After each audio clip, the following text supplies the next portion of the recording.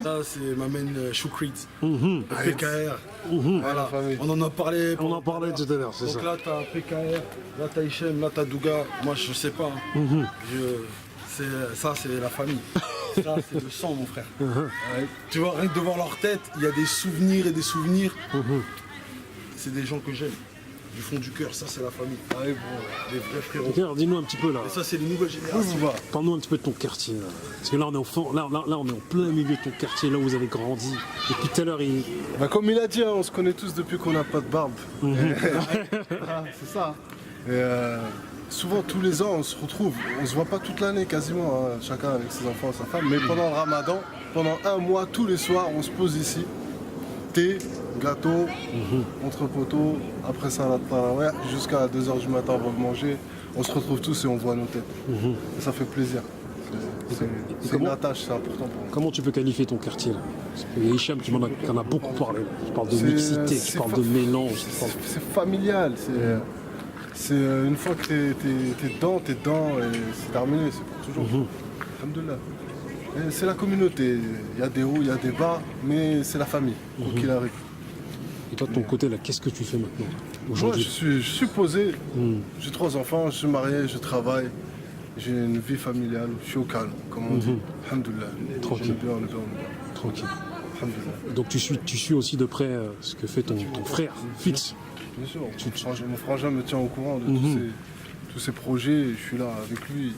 Et j'espère que la vidéo qu'il prépare avec le retraçage de dégainer ton style, de l'histoire du hip-hop, des Ulysses, bah, ça aboutira à quelque chose de concret sur les écrans. Parce que pour moi, le contenu, c'est sûr, il y aura des choses très intéressantes. Après, j'espère que ça sera diffusé à la hauteur méritée. Il y a un choix à faire sans Inch'Allah.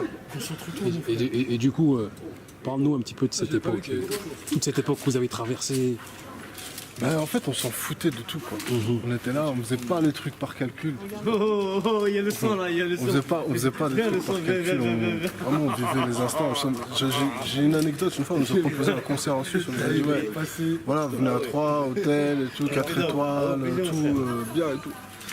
Et tu vois, on avait le choix entre ça ou bien partir à 30 dans un bunker nucléaire en Suisse. Un bunker nucléaire en Suisse, on était 30 dedans. Puis on est parti à 30, on s'est tapé un délire, mais jusqu'à maintenant on en parle. On est parti en Suisse faire un concert, on était à 30 dans un bunker nucléaire, je te raconte pas. La nuit tu dors pas. C'est-à-dire que les mecs, ils sont ambiance guerre. Là, on a rigolé, on a passé des bons moments. On a passé des bons moments, une belle jeunesse. Franchement, on a passé des bons moments entre nous. Et puis, on faisait des projets sans trop réaliser ce qu'on faisait en vérité. On faisait des trucs et tout, on essayait des choses, que ce soit dans le hip-hop, dans le sport ou dans l'associatif. Et puis à faire les choses, les faire à fond, bah, ça prenait, on avait des retours, les gens kiffaient, nous suivaient. Mais à la base, vraiment, on y allait ni à nature. Et puis les projets sont avancés. Parce que ici, c'est comme dans beaucoup de quartiers en vérité. Il y a quelque chose de particulier, de spécial pour tout le monde, dans son propre quartier, dans sa propre ville, avec sa relation avec ses potes avec qui il a grandi, ou même leur famille, tout ça. Mais en vérité, on retrouve ça partout dans les quartiers qui ont certaines spécificités. Un enclavement, un entre-soi, une communauté. Voilà, on retrouve ça. Ça me rappelle beaucoup Grigny ici en fait. C'est dans la mentalité et dans l'espèce de esprit, on est en mode. On est dans un village. Il y a de ça. Il y a du Grigny. J'ai même vu, c'est une ville plus grosse, mais j'étais au Muro et j'avais l'impression d'être aux Ulysses aussi, dans le même délire. Les grandes villes de la proche couronne, tu trouves pas trop ce délire-là. C'est différent. Mais les villes qui sont un peu éloignées, enclavées comme ça, on retrouve ça.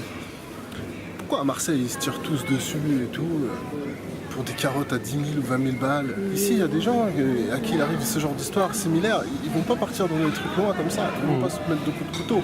Au final ça va finir en 2 coups de poing et après l'histoire va se tasser, ils se disent plus bonjour. Pourquoi? Parce que l'autre il connaît le fils de l'autre, le cousin de la mère, les trucs.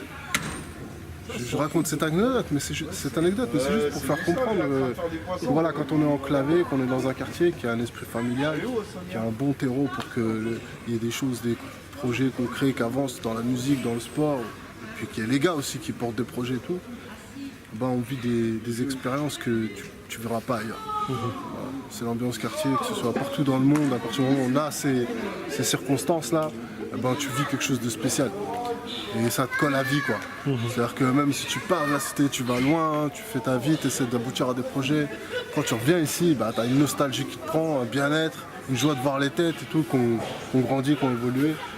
C'est le quartier, quoi. Et finalement, le quartier, ça nous a, enfin, ça a forgé à beaucoup, ça nous a forgé une espèce comment dire, d'aptitude, des aptitudes de caméléon en fait, c'est-à-dire de pouvoir comment dire, développer différents langages, déjà, tu vois, le langage quartier et le langage d'ailleurs, et pouvoir même s'adapter à toute situation, parce que quelque part, voilà, les mecs de quartier en fait, là, du fait qu'ils se sont forgés dans quelque chose de dur, bah voilà, tu t'en vas même dans une entreprise. Par exemple, il y en a qui sont, comment dire, qui sont perturbés par le stress, par leur patron, harcèlement, tout ça. Et parfois, les mecs de quartier, ou même les filles, les femmes de quartier même, on arrive à ne pas succomber à des choses dans lesquelles d'autres succomberaient, tu vois. Bien sûr. Disons que tout est dur. À la base, tu viens d'ici, déjà, tout est dur. Tout ce que tu veux faire. Tu veux trouver un premier emploi, c'est difficile. Tu veux essayer de t'en sortir à l'école, c'est difficile. Tu veux monter un projet, c'est difficile. Donc l'adversité, en fait, c'est une source de motivation. Et puis c'est un moteur aussi. On a l'habitude que ce soit dur les choses. On a l'habitude de ne pas tout avoir qui tombe dans la bouche. Donc oui, il y a une force mentale dans le quartier. Après, c'est pas tout le monde, il faut dire ce qui est aussi. Il y a beaucoup qui sont désœuvrés, beaucoup qui laissent tomber, beaucoup qui rejettent tout. Mais ça aussi, il faut le comprendre. Parce qu'il y a des gens intelligents, des gens avec des capacités qui, à force de déception aussi, se mettent de côté eux-mêmes. C'est une réalité. Mais on ne met pas assez le doigt sur ceux qui réussissent, qui avancent, qui galèrent petit à petit et qui montent des choses. Mais c'est la mentale. C'est une mentalité quartier, c'est une mentalité qui fait que voilà, tu te dis je lâche pas l'affaire, je vais au bout de ce que je fais, j'essaye. Et puis si je rate, c'est pas grave. Si je tombe, bah, je me relève. Si c'est dur, il y en a qui vivent plus dur, j'ai connu plus dur, c'est pas un problème. Il y a Anil Lunatic qui dans son album que j'affectionne beaucoup, Chaos et Harmonie, il dit « Éviter la misère stimule ». Ouais, absolument. Bah, c'est clair que quand tu pars d'en bas, tu as une situation difficile, t'as qu'une envie, c'est de t'en sortir. C'est sûr que si tu arrives et puis tu es déjà en place et que tout va bien pour toi, qu'est-ce qui va te pousser? C'est l'ego, la volonté de plaire aux autres, c'est pas l'envie de s'en sortir, la faim, la peur de rester à la rue ou de ne pas avoir d'avenir, pas construire des choses. C'est vrai que voilà, il y a une certaine conception de la vie au quartier. Il faut vraiment y aller, on n'a pas le choix. L'homme fort, je te remercie. Non, ça fait plaisir, Bouba. Merci à toi. C'est plaisir à toi, mon frère. Puis, paix à tout le monde, tous les gens des quartiers, vraiment, accrochez-vous, faites des projets, montez. Regardez la France, comment elle devient. On est en train de faire ça. Tu vois, on est en train de faire ça. Il ne reste plus qu'à faire ça. Et c'est bon, on va y arriver, Inch'Allah.